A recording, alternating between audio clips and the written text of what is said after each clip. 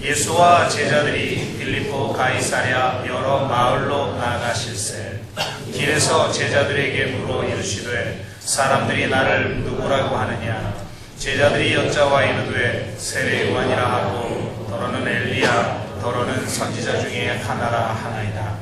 또 물으시되 너희는 나를 누구라 하느냐.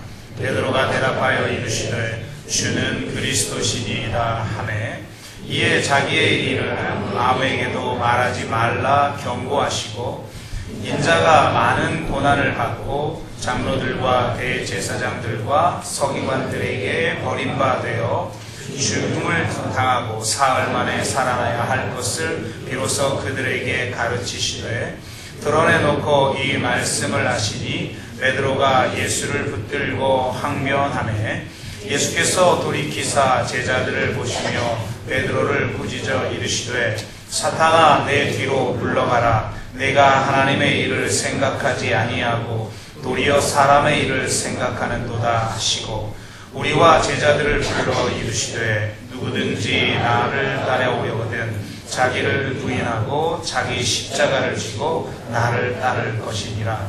누구든지 자기 목숨을 구원하고자 하면 잃을 것이요 누구든지 나와 복음을 위하여 자기 목숨을 잃으면 구원하리라. 아멘.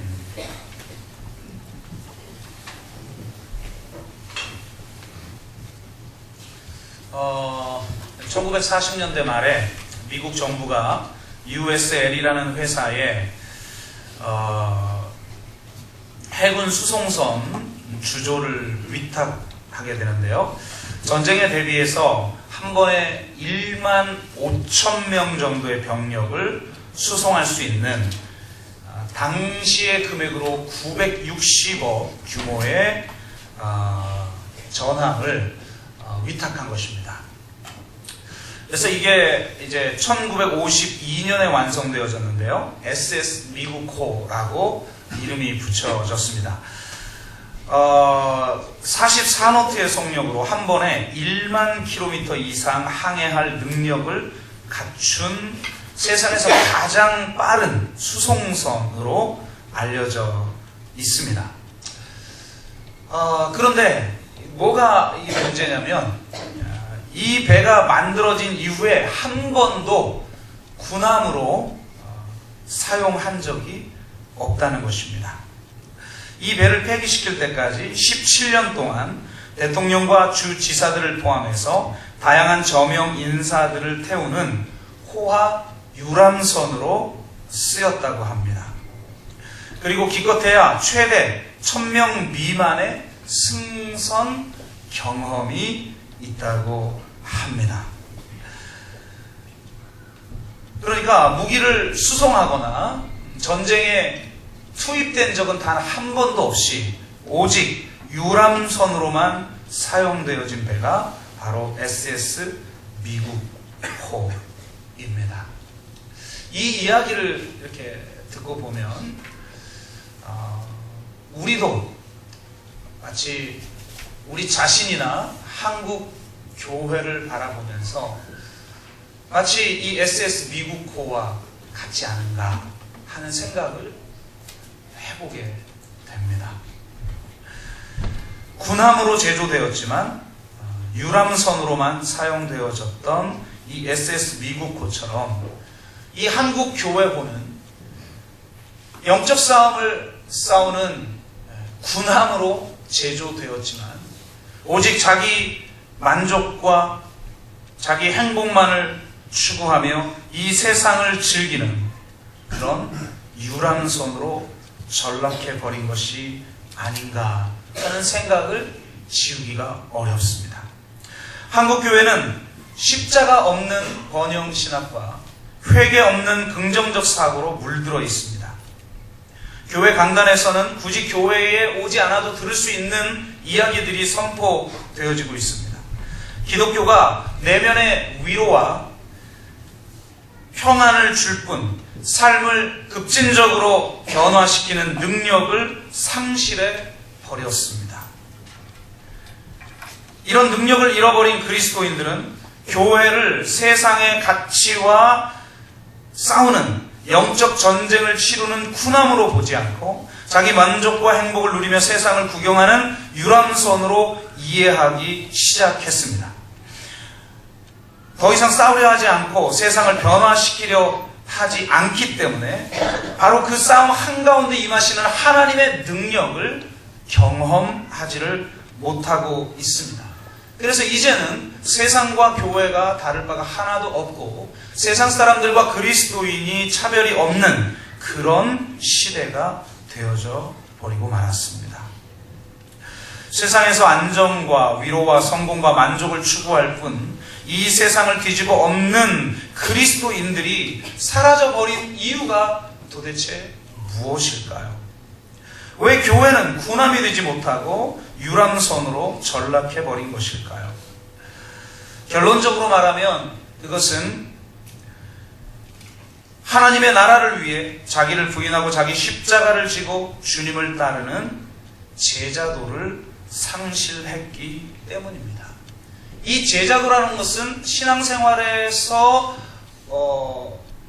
우리에게 옵션으로 주어진, 그래서 내가 선택할 수도 있고 선택하지도 않을 수도 있는 어떤 것으로 전락해버렸다는 겁니다.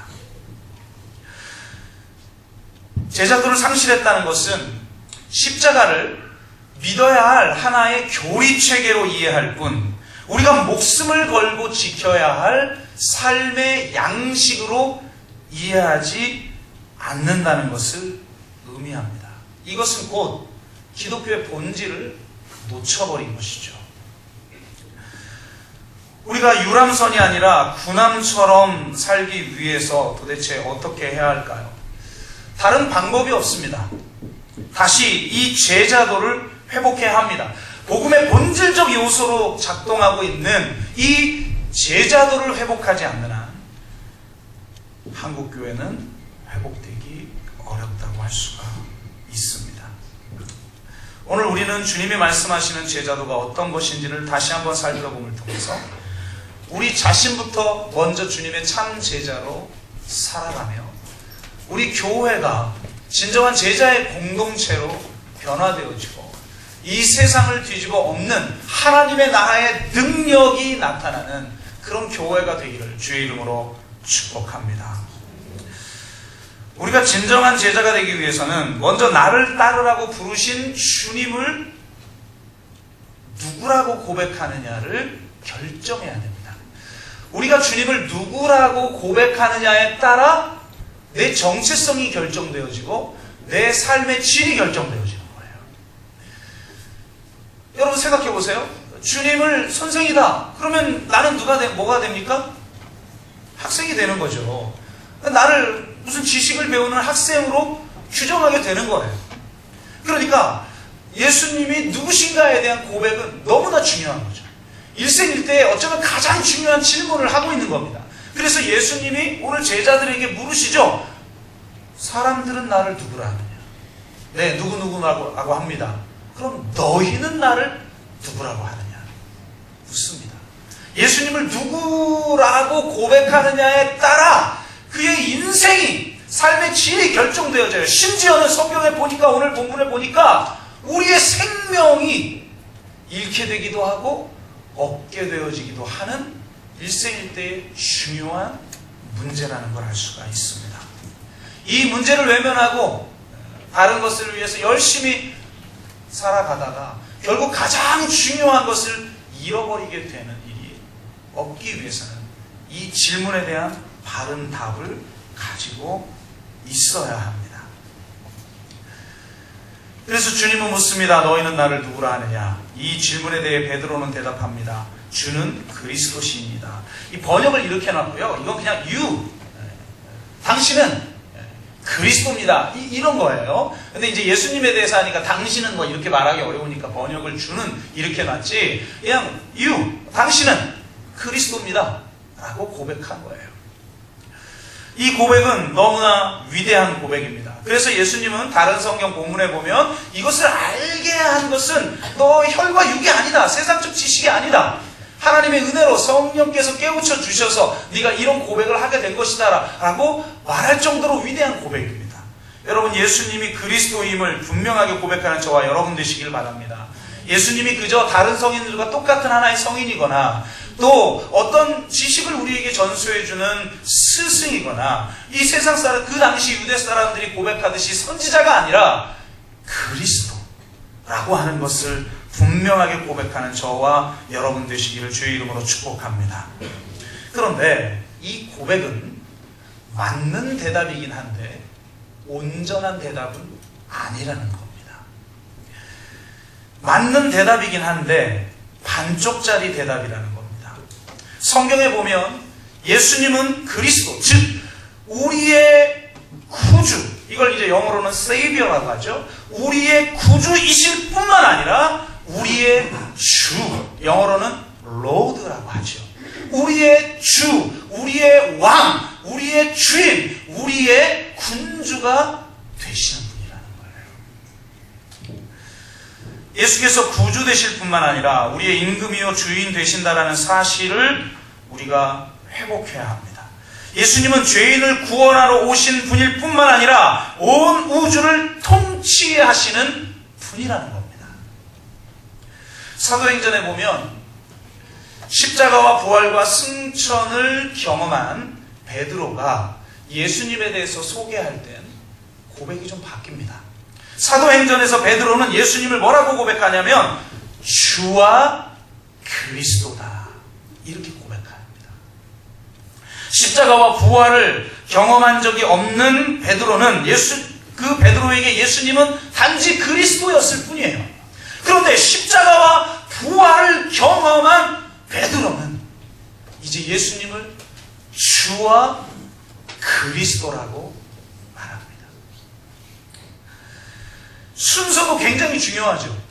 그리스도와 나를 구원하신 구세주와 나의 주인이시고 나를 통치하시는 주, 이렇게 되어 있는 게 아니라 주와 그리스도라고 되어 있어요. 예수님은 우리의 로드이시며 우리의 왕이시며 동시에 우리를 구원하신 구세주이며 세이비어라는 겁니다. 십자가와 부활을 경험하지 않는 사람들에게는 단지 예수님이 그리스도일 수 있습니다. 그러나 십자가와 부활을 경험한 사람에게 예수님은 주와 그리스도이신 것입니다. 그러면 예수님을 그리스도라고만 고백하는 것과 예수님을 주와 그리스도로 고백하는 것의 차이가 도대체 뭐냐라는 거예요. 예수님을 그리스도로만 고백하면 십자가를 단지 우리가 믿어야 할 하나의 교리체계로 여길 수 있지만 예수님을 주와 그리스도로 고백하면 십자가는 이제 그리스도인이 목숨을 걸고 따라야 할 삶의 방식으로 이해되어집니다. 십자가를 믿어야 할 하나의 교리체계로 이해하면 단지 감사하게 되지만 십자가를 따라야 할 삶의 방식으로 이해하는 사람은 전적으로 순종합니다. 주로 고백한다는 것은 내가 목숨을 걸고서라도 반드시 그분의 명령에 순종하겠다라고 고백하는 거예요.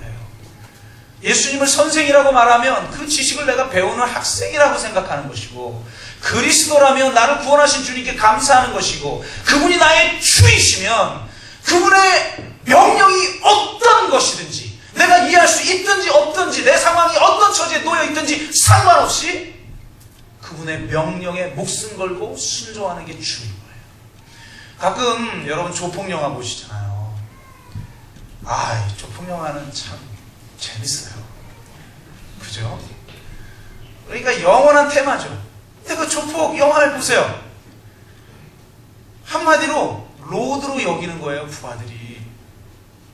그래서 이해가 안 되는데도 그냥 따라요.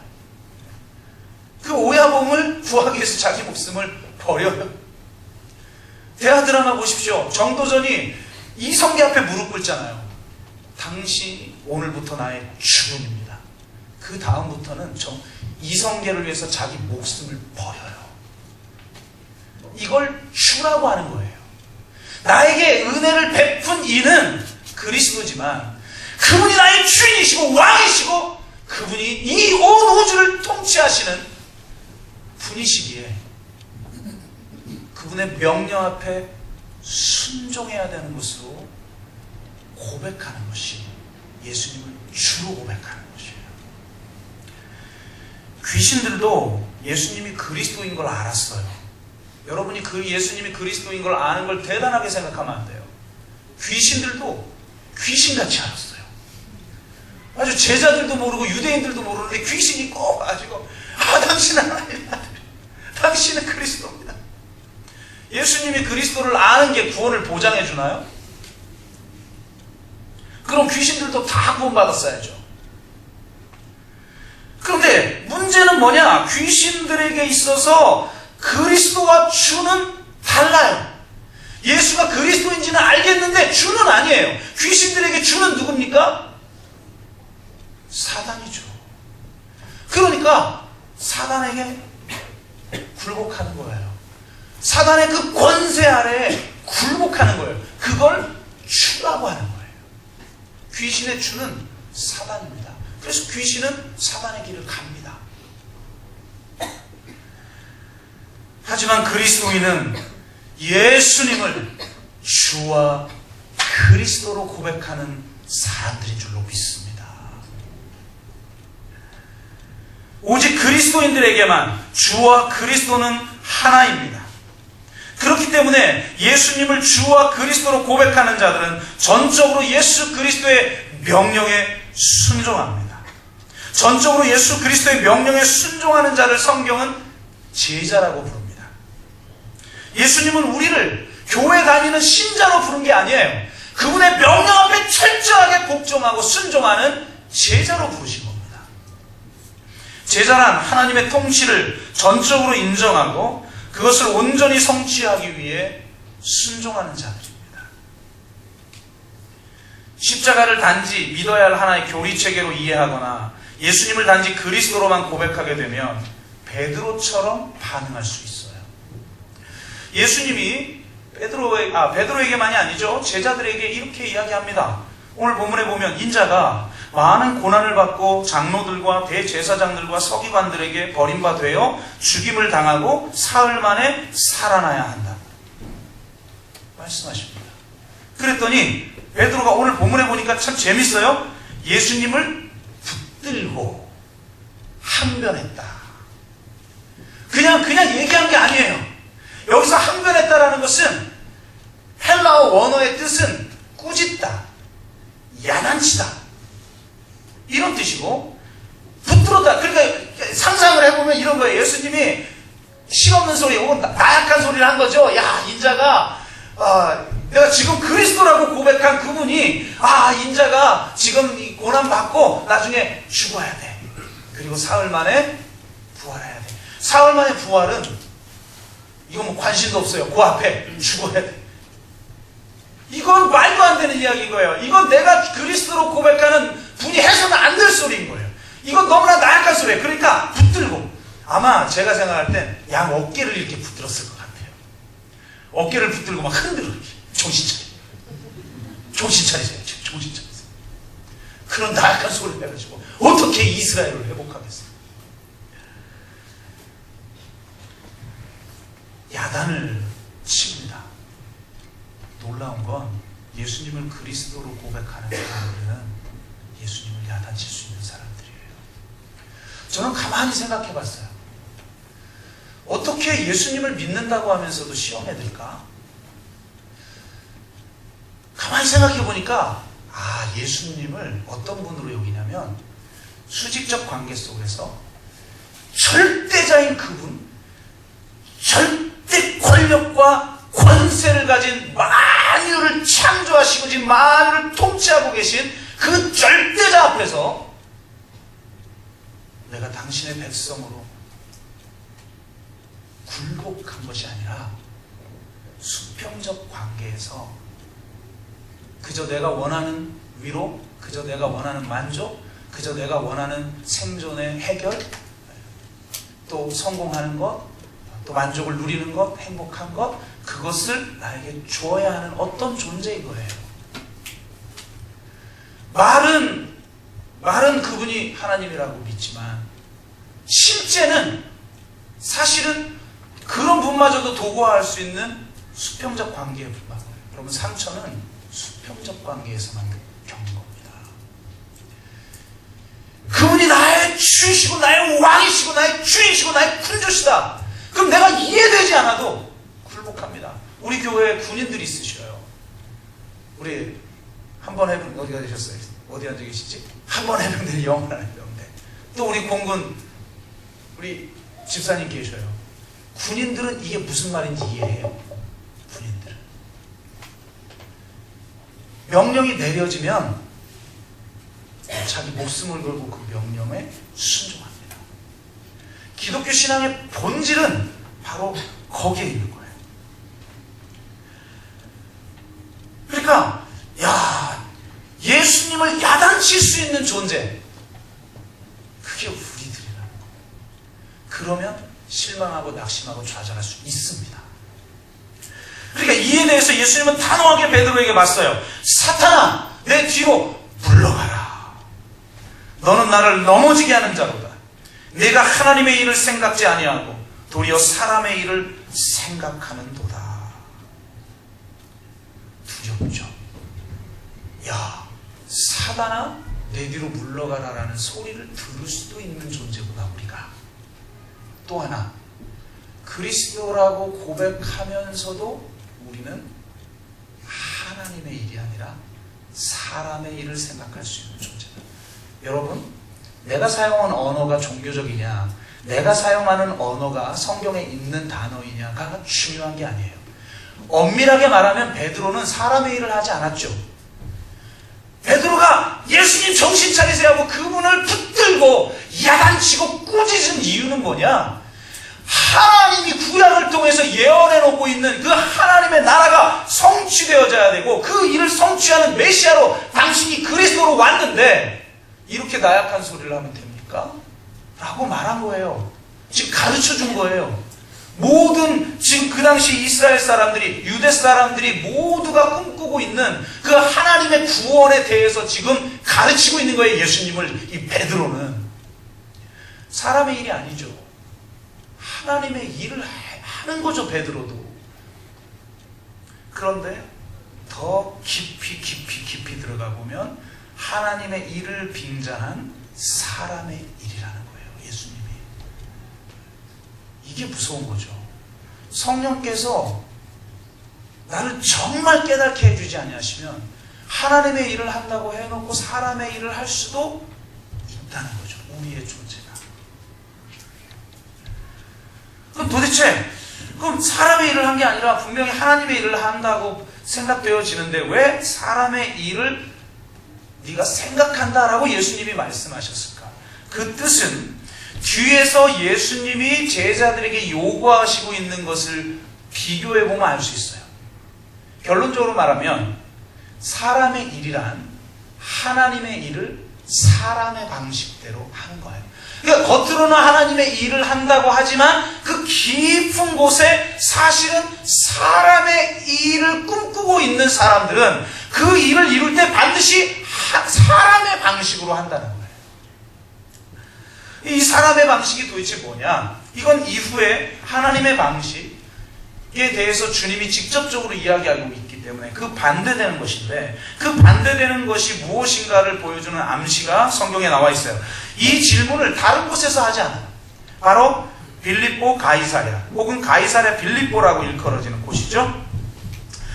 이곳은요, 헤롯 왕의 세 아들 중 하나인 분봉왕 헤롯 필립이 신도시를 건설하고 로마 황제의 치모인 가이사랴와 자기 이름을 붙여 가이사랴 필립보라고 그렇게 지칭한 도시예요. 그러니까 이 가이사랴 필립보는 황제의 도시예요. 군사력과 정치력과 경제력과 그리고 종교적 힘과 문화적 힘 모두를 장악한 로마 황제의 도시가 바로 이 가이사랴 필립보예요. 여기에서 주님이 지금 묻고 있는 거예요. 너희는 나를 누구라 하냐.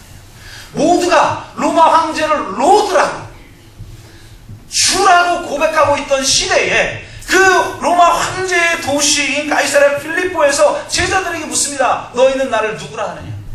이 말은 진정으로 황제가 주냐? 내가 주냐 너희에게? 이걸 묻고 있는 거예요. 그리고 더 깊이 들어가 보면 바로 베드로가 이 로마의 방식, 황제의 방식, 이 제국의 방식, 가이사랴 빌립보 방식으로 하나님 나라를 이루려 한다라는 것을 지금 지적하고 있습니다. 번영과 탐욕, 성경과 자기 만족을 위해 높이 올라가려는 방식, 자신의 탐욕을 끊임없이 채우기 위해 폭력적 힘으로 타자를 굴복시키고 지배하는 방식. 그런데 그 힘은 너무나 황홀한 방식이에요. 그래서 심지어는 로마에 대항하는 자들조차도 동경하고 닮아가게 만드는 힘을 가진 방식. 여러분, 이 세상을 보면요, 세상 만만하게 보면 안 됩니다. 아, 헛되고 이렇게 딱 처리할 게 아니에요. 세상엔 강력한 힘이 있어요. 놀라운 지식이 있어요. 저는 보통 독서를 경건서적 혹은 신학책 반쪽은 넘게 읽는 것 같고, 나머지는 세상적인 지식에 대한 혹은 세상적인 것에 대한 독서를 해요. 독서를 해보면요, 이렇게 말하면 안 되는데, 이 경건서적에서 적어놓은 지식이 일반 책의 지식에 따라갈 수가 없어요. 성경에 대한 이야기, 신학에 대한 이야기는 너무 쉬워서 그냥 넘어가요. 근데 세상적 지식은 이 심오하고 놀라고 놀라워서 진짜 머리를 쥐어짜면서 읽지 않으면 안 되는 정도의 수준의 책들도 있고, 세상이 만만한 게 아니에요. 강력해요. 제가 이번 주에 이 실명을 거론하면 안 되겠구나. 컨퍼런스를 다녀왔는데 모 그룹에, 어마어마한 그룹에 사목으로 있는 분을 만났어요. 그러면서 막 이야기를 듣고, 야, 이게 마인드가 달라요. 마인드가. 세상이 그렇게 만만한 게 아니라는 거죠. 그런 이야기를 들으면요, 저도 빌 게이츠, 세상에 성공한 사람들의 이야기, 경영학, 그 다음에 철학자들의 이야기 수도 없이 접해보면 부럽기도 하고 동경하는 마음이 들기도 하고 따라하고 싶기도 하고 또 따라할 수 있을 것 같기도 하고, 어쩔 때는 막 그런 게 강력하게 와요. 강력하게. 그런데 십자가를 경험하지 않았다면 그것이 나에게 더 중요한 진리이고 그것이 더 위대한 사상이고 우리가 따라야 할 길처럼 여겨지게 만드는 그런 힘을 가진 것으로 받아들여지겠죠.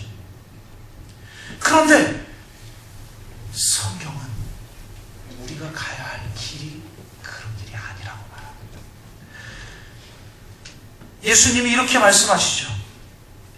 오직 예수님을 그리스도가 아니라 주와 그리스도로 고백하는 사람들이 따라야 할 방식을 선명하게 말합니다. 누구든지 나를 따라오려거든 자기를 부인하고 자기 십자가를 지고 나를 따를 것이니라. 누구든지 제 목숨을 구원하고자 하면 잃을 것이요 누구든지 나를 위하여 제 목숨을 잃으면 찾으리라.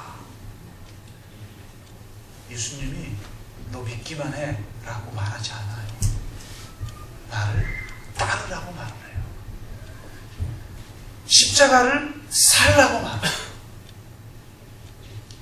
십자가는 단지 믿어야 할 하나의 신념체계가 아니라 따라야 할 삶의 방식이었던 것입니다. 로마 제국의 방식, 황제의 방식, 가이사랴 빌립보의 방식이 아니라 하나님 나라의 방식, 인자의 방식, 갈릴리의 방식, 십자가의 방식인 것입니다.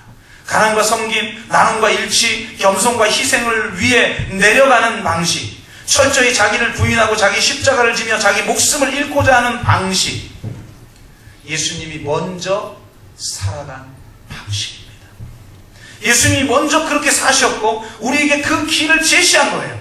먼저 그렇게 사신 분이 이렇게 살라고 제자를 부르시는 걸 제자화라고 해요. 우리 교회 비전이 세상으로 보냄받은 공동체, 올 한 해 또 세상을 제자화시키는 공동체인데요. 어떻게 세상을 제자화시킵니까? 내가 제자가 되지 않으면, 내가 예수님을 주와 그리스도로 고백하는 자가 되지 아니하면, 내가 먼저 제자가 무엇인지를 살아내지 아니하면, 예수님처럼 먼저 하나님 나라를 위해서 자기 전부를 바치고 우리를 구원하시기 위해 자기 전 생명을 바쳐서 십자가에 죽으신 것을 목격하지 아니하면 제자가 될 수 없어요. 제자들은요, 공생의 기간 동안에 예수님의 그 수많은 기적들과 그 황홀한 하나님의 예수님의 말씀을 경험해 놓고도 누가 크냐라고 서로 싸우고 예수님을 배반하고 다 도망쳤습니다. 그런데 그들이 예수님의 십자가와 부활을 경험할 때 진정한 제자가 되었습니다. 주님이 먼저 그렇게 사시고 따라오라고 말씀하십니다. 그래야 산다고 말합니다. 죽고자 하지 않는 자는 생명을 얻을 수 없다고 말합니다. 살고자 하는 자는, 이 세상에서 영광을 누리고자 하는 자는 그 영광도 잃을 것이요 생명도 잃게 될 것이라는 겁니다. 그런데 아예 죽고자 하는 자만 생명을 얻게 된다는 겁니다. 제자란 이 하나님의 통치를 온전히 인정하는 자요, 그래서 하나님의 통치를 인정하기 때문에 십자가를 지는 자요, 십자가의 방식으로 온몸으로 살아가는 자들인 것입니다.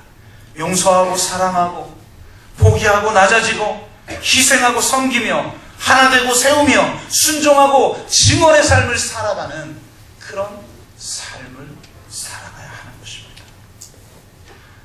어쩌면 지금의 시대는 이 세상을 향해서 복음을 선포해야 되는 시대가 아니라 우리 자신을 향해 진정한 복음을 선포해야 되는 시대일 수도 있다는 생각이 들어요.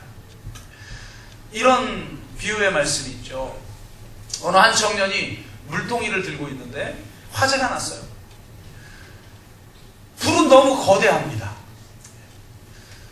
그런데 보니까 불타오르고 있는 화재 현장이 있고 그 옆에서 자고 있는 소방대원들이 있어요.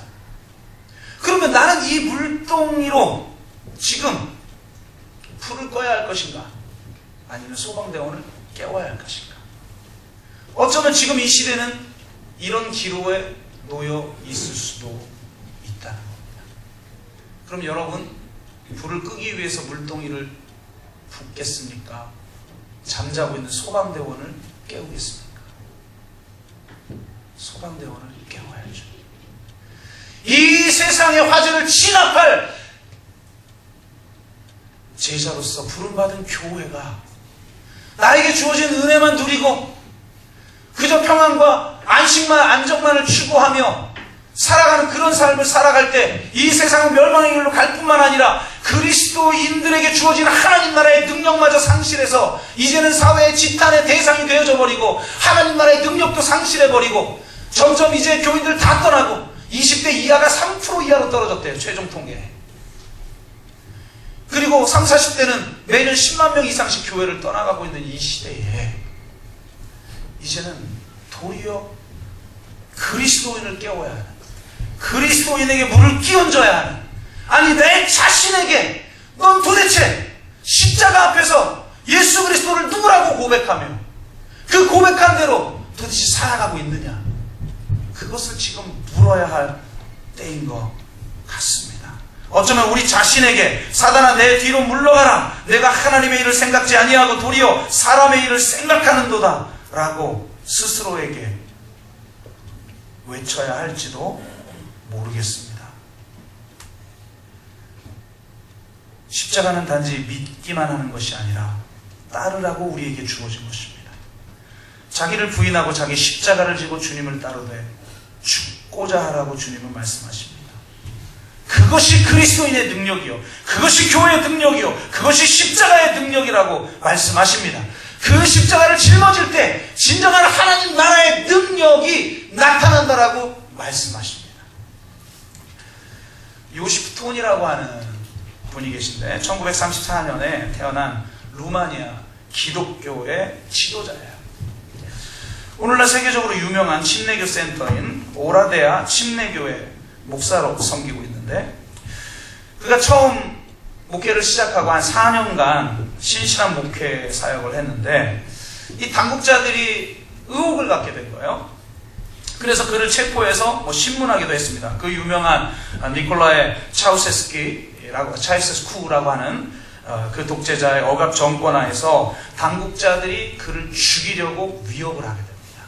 그런데 이 요시프 톤이 자기를 죽이려는 자들 앞에서 당당하게 서서 뭐라고 외쳤냐? 당신들의 무기는 나를 죽이는 것입니다. 그런데 나의 무기는 내가 죽는 것입니다. 죽이려는 무기가 더 강한가? 죽으려고 하는 무기가 더 강한가? 그렇게 지금도 묻고 있는 거예요. 기독교인은 죽이려는 걸 통해서 승리하는 자가 아니라 죽음을 통해서 승리하는 자입니다. 온 세상의 정사와 권세가 예수 그리스도를 십자가에 못 박았어요. 세상이 볼 때는 예수님이 패배하고 이 세상의 권세가 승리한 것 같아요. 제자들조차 그렇게 생각해서 실망하고 자기 고향으로 다 돌아가서 생업전선에서 그저 그물을 던지는 그런 옛날 생활로 돌아가 버렸어요. 그런데 예수님이 부활하시고 승천하시고 나서 그리스도인들이 비로소 깨달은 게 뭐냐? 이 세상의 진정한 승리는 죽이는 것이 아니구나. 죽는 것이구나. 이 세상의 진정한 승리는 빼앗는 게 아니구나. 내어 주는 것이구나. 이 세상의 진정한 승리는 최고의 높이에 올라가는 게 아니라 가장 낮은 자리에 처할 줄 아는 능력이구나.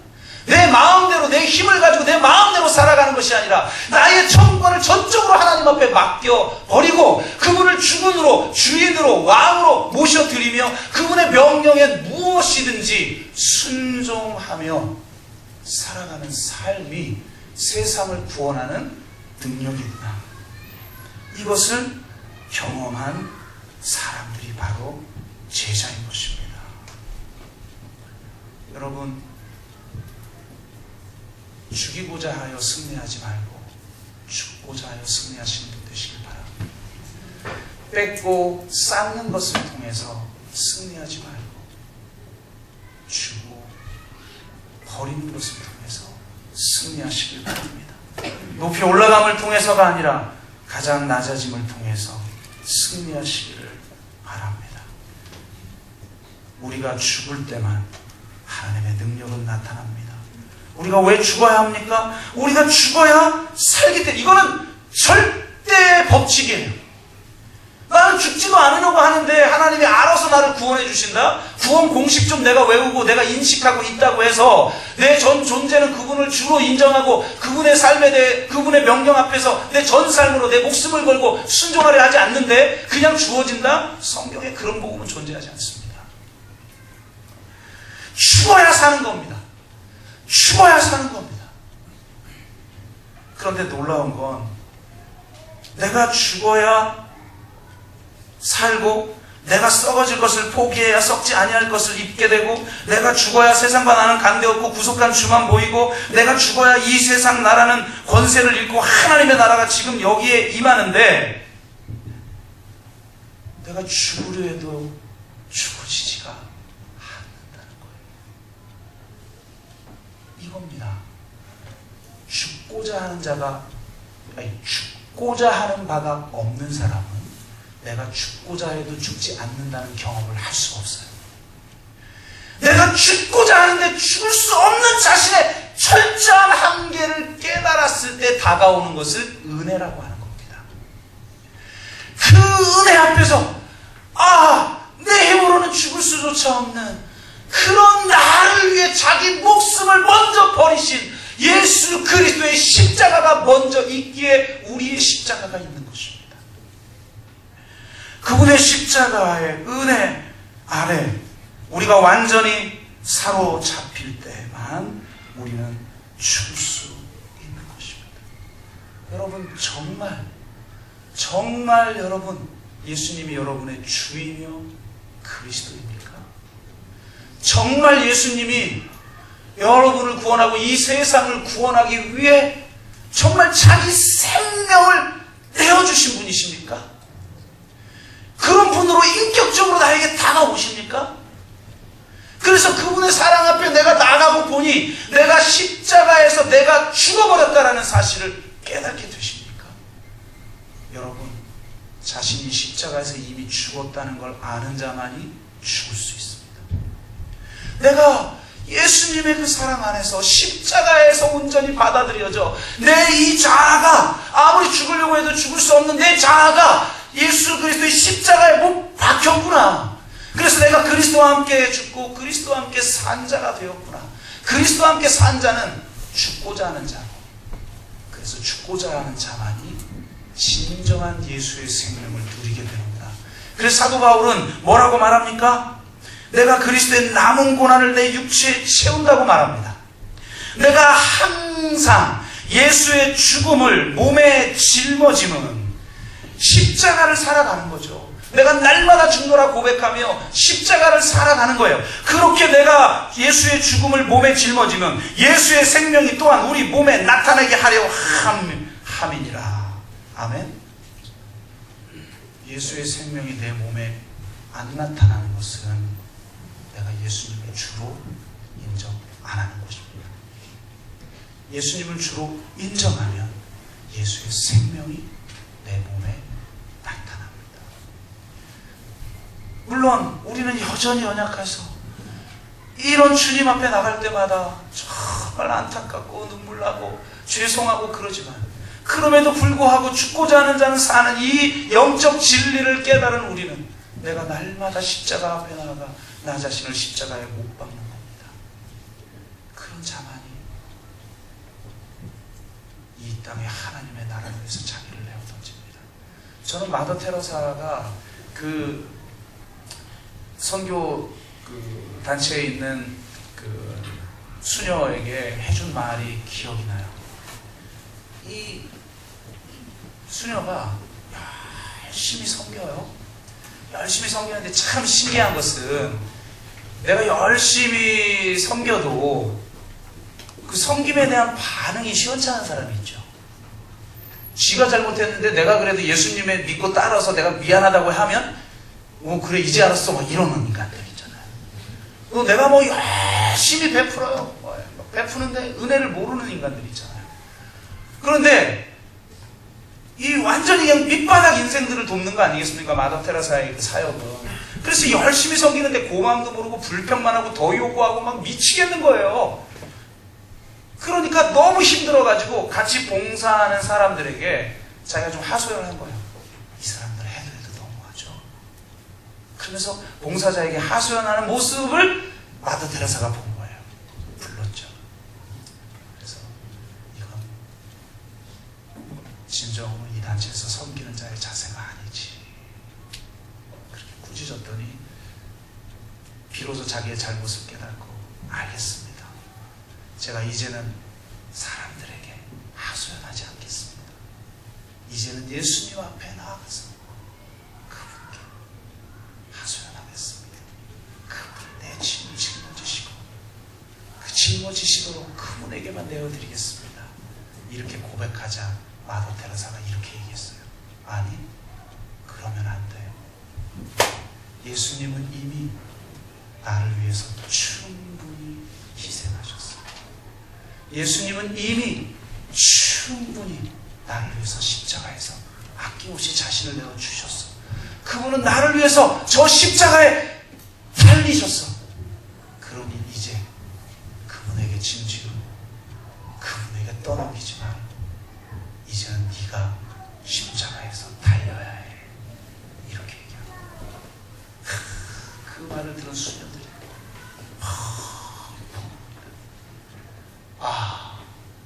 예수님이 나를 위해서 죽으셨는데 나는 또 예수님을 계속 죽으라고 하는구나. 또 무거운 짐을 그분에게 짊어지고 이제는 나를 위해서 죽으신 주님을 위해서 내가 십자가에 달려야 할 차례 아닌가? 주님이 나를 위해서 십자가에 달린 그것을 본받아 그 십자가를 짊어지고 살아가도록 부름받은 자가 제자들이 아닌가? 그렇게 그 부름 앞에 순종하여 죽고자 하는 자만이 살고자 하는 자는 죽게 된다고 오늘 주님이 말씀하고 있습니다. 결론을 맺습니다. 교회가 유람선이 되지 않고 이 세상과 싸워 이 세상을 변화시켜 하나님 나라의 능력을 이 세상에 나타내는 진정한 전함이 되기 위해서 제자도가 회복돼야 합니다. 나를 따르라고 부르실 때 와서 죽으라고 부르시는 거예요. 와서 죽으라고 부르신 그 주님의 명령에 순종해서 죽는 것이 제자도입니다. 그것은 내 삶 속에서 끊임없이 내 몸으로 드러내는 것입니다. 도저히 내 몸 자체가 거부하고 있는 행위를 하나님의 명령에 순종하여 행하는 것입니다. 그 몸에 예수의 생명이 나타나는 것이 제자인 것입니다. 저도 무너지고 저도 실망하고 저도 낙심하고 저도 연약하죠. 그런데 이것이 바로 주님의 길임을 날마다 묵상하고 그리스도의 은혜 앞에 사로잡히어야만 그나마 이 정도라도 살 수 있게 된다는 거예요. 예수님은 주와 그리스도이십니다. 그분 앞에 날마다 우리의 삶을 일사각오의 정신으로 살아야 될 줄로 믿습니다. 마지막으로 제가 주기철 목사님의 5가지 나의 기도 제목, 제가 언젠가 한번 소개해 드렸는데요. 이것이 끊임없이 우리에게 도전을 주는 것이기 때문에 다시 한번 소개를 합니다. 그분이 일제에 끌려가 모진 고문을 받고 나서 잠시 풀려난 때가 있었는데 이제 다시 잡혀 들어가서 순교를 하시죠.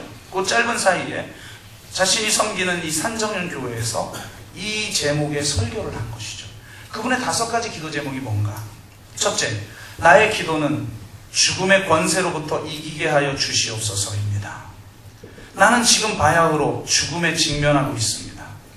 그러나 이 죽음이 무서워 내가 의를 버리고 이 죽음을 면하려고 내 믿음을 버리지 않게 주님 저를 붙들어 주시옵소서. 이렇게 기도하는 것 자체가 내면에 흔들리고 있는 거죠. 이 고난 고만 당하고 싶은 거죠.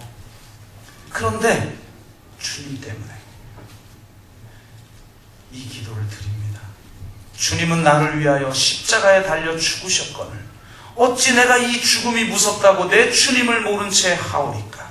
오직 일사각오가 있을 뿐이오니 이 목숨 아끼다 우리 주님 욕되지 않게 사망의 권세에서 나를 이기게 하여 주옵소서. 둘째, 나의 기도는 장시간의 고난을 이기게 하여 주시옵소서입니다. 한두 번 받는 고난은 혹 이길 수 있으나 오래 끄는 가난의 고난은 견디기가 참 어렵습니다.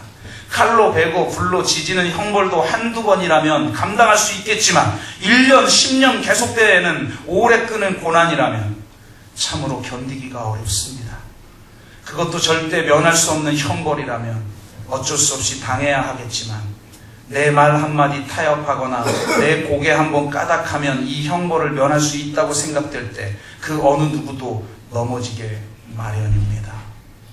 하물며 나 같은 연약한 약졸이야 이루 말해 무엇하리요. 저는요 초대교회 때 신앙이 더 어려웠을까 지금이 더 어려웠을까 이런 생각 해본 적이 있어요. 어느 때가 더 어렵습니까? 네? 저는 지금이 어려운 것 같아요. 초대교회 때는 아예 조건이 내가 믿는 게 곧 순교할 각오를 하고 믿어야 되는 상황이었어요. 그러니까 내가 안 믿으면 안 믿는 거예요. 믿으면 그건 순교자가 되는 거예요. 그걸 각오하고 예수님을 선택했어요. 지금은 그럴 필요 없이 예수님을 선택할 수 있어요. 지금이 더 어려운 것 같아요. 왜? 여기 보세요. 아니 면할 수 없는 형벌이라면 내가 어쩔 수 없이 당하겠지만 내 말 한마디 타협하거나 보세요. 우리 얼마나 세상하고 타협합니까? 한마디면 타협해도 세상 사람들은 나를 조롱하지 않아요. 모두가 그렇게 사니까. 고개 한번 까딱하면 이 형벌을 면할 수 있다고 생각할 때 내가 고개 한번 까딱하면 세상 사람들과 똑같이 살아갈 수 있는데 내가 뭐하러 고생을 하고 힘들게 예수님을 따릅니까? 그러니까 이게 더 어려운 것 같아요. 저는 지금이 신앙생활을 제대로 하기 더 어렵다. 초대교회는 아예 조건이 그러니까 내가 예수님을 선택하는 것 자체가 순교할 각오를 하고 선택하는 거니까. 다만 내 주님만 의지하오니 나를 붙들어 주시옵소서. 오직 주님의 십자가만 보고 나아가오니 이 몸을 붙들어 주사 이 환난을 이기게 하여 주시옵소서. 셋째, 나의 기도는 내 어머니와 처자를 내 주께 부탁하옵나이다 입니다. 나는 80 넘은 어머니가 계시고 병든 아내가 있고 어린 자식들이 있습니다. 나의 사랑하는 교우 여러분, 나는 내 어머니, 내 아내, 내 자식들을 여러분에게 짐되게 할 마음은 없습니다. 다만 무소불능하신 하나님께 부탁합니다. 여러분, 사람이 제 몸의 고통은 견딜 수 있으나 부모와 처자를 생각하면 철석 같은 마음도 변절하는 경우가 많습니다. 어린 자식의 우는 소리에 순교의 길에서 돌아선 신자도 허다합니다. 인간의 얽히고 얽힌 인정의 줄이여 나를 얽매이지 말라. 주님 따라가는 나를 얽매이지 말라. 부모나 처자를 예수보다 더 사랑하는 자는 예수께 합당치 아니하옵나이다. 이게 기독교예요. 이게 우리는 예수님보다 내 자녀가 더 사랑스럽습니다. 예수님보다 내 부모가 더 소중합니다. 그것은 예수님을 그리스도로만 인정할 뿐 예수님을 주로 인정하지 않는 것입니다. 그분을 주로 인정한다는 건 그분이 가장 중요한 나의 가치입니다. 내 생명보다도 중요한 가치입니다. 그렇게 고백하는 거예요. 나를 위해서 죽으신 그분 앞에 그렇게 고백한 사람이 주기철 목사님이죠. 넷째, 나의 기도는 의에 살고 의에 죽게 하시옵소서입니다. 사람이 이 세상에 태어나 사람으로 마땅히 해야 할 의가 있습니다. 나라의 시민이 되어서는 충절의 의가 있고 그리스도인이 되어서는 그리스도인으로서의 의가 있습니다. 다섯째, 나의 마지막 기도는 내 영혼을 내 주님께 부탁하옵나이다 입니다. 옥중에서든 사형장에서든 내 목숨 끊어질 때 내 영혼을 받아 주시옵소서. 아버지 집은 나의 집, 아버지의 나라는 나의 고향이로소이다. 내 영혼을 주님께 부탁하나이다. 여러분, 우리가 삶 속에서 하나님의 놀라운 능력을 경험할 수 있죠. 세상을 이기는 믿음으로 우리가 구하는 것마다 얻게 되는 기적을 경험할 수 있다고 성경은 말합니다. 그러면서 뭐라고 성경이 말하냐면 엘리야의 성정이나 너희의 성정이나 똑같다. 엘리야는 대단한 사람이고 너희는 별 볼 일 없는 사람이기 때문에 엘리야는 기적을 경험하고 너희는 별 볼 일 없는 삶을 경험한다 라고 말하지 않아요. 엘리야와 너희와 똑같다라고 얘기해요. 그러니 너희도 엘리야가 경험한 그 놀라운 능력을 경험할 수 있다라는 거예요. 그럼 마찬가지로 엘리야와 우리가 성정이 똑같다면 똑같습니다. 주기철과 우리가 성정이 똑같아요. 그가 우리보다 성정이 더 올곧고 우리는 연약해서 그는 일사가구였고 나는 두려워하는 삶 속에서 그저 살아가는 게 아니라는 거예요. 그는 예수님을 주로 고백한 거예요. 그에게 예수님은 자기의 처자보다 더 위대하고 더 중요하고 더 사랑하는 존재였던 거예요. 나를 구원하실 뿐만 아니라 나의 주인이시고 나를 통치하시는 왕이시고 나에게 명령하시는 주분이기에 내가 절대적으로 순복해야 하는 분이셨던 거예요. 그래서 내가 목숨으로 충성을 다한 거예요. 예수님이 여러분의 주요 그리스도이십니까? 주와 그리스도임을 고백하며 주님을 따르려거든 자기를 부인하고 자기 십자가를 짊어지고 따라가는 저와 여러분이 되셔서 유람선이 아니라 이제 군함으로 이 세상과 영적으로 전쟁하고 이 세상을 뒤집어 엎는 그런 능력이 우리 삶 가운데 나타나는 것을, 교회 가운데 나타나는 것을 목도하는 저와 여러분 되기를 주의 이름으로 축복합니다. 우리가 한번 같이 기도합시다.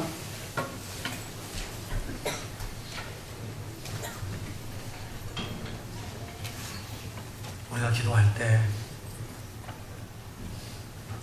너희는 나를 누구라 하느냐 라고 질문하고 있는 예수님, 그 예수님은 나를 위해, 이 세상을 위해 자기 생명까지 십자가에 내어주신 분이십니다.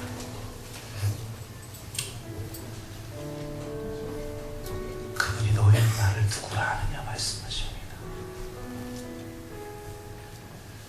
예수님을 그리스도라 고백한 베드로는 심지어는 예수님을 야단치기까지 할 수 있는 사람이었습니다. 그러나 예수님의 십자가와 부활을 경험한 베드로는 이제 자기 생명까지 내어놓을 수 있는 사람으로 변화되어졌습니다. 오 주님, 예수님은 나의 주시요 그리스도이십니다. 내 생명까지도 아낌없이 당신께 바칠 수 있나이다. 죽이는 것으로 이기지 않게 하시고 죽는 것으로 이기게 하옵소서. 정죄하는 것으로 이기지 않게 하시고 용서하는 것으로 이기게 하여 주옵소서. 빼앗고 쌓아 올리는 것으로 이기지 않게 하시고 내어주고 낮아짐을 통해 이기게 하여 주옵소서. 그 십자가의 능력이 내 삶에 온전하게 드러나고 내 몸으로 온전하게 드러나게 하여 주시옵소서. 그런 마음으로 하나님 앞에 여러분의 마음에 감동되는 대로 같이 한 목소리로 기도하겠습니다. 같이 기도합니다. 사랑의 아버지 하나님 감사합니다. 그렇습니다. 주님, 정말 주님, 당신의 삶을 통해 보여주시고 십자가에서 죽으시고 부활하심을 통해 보여주시고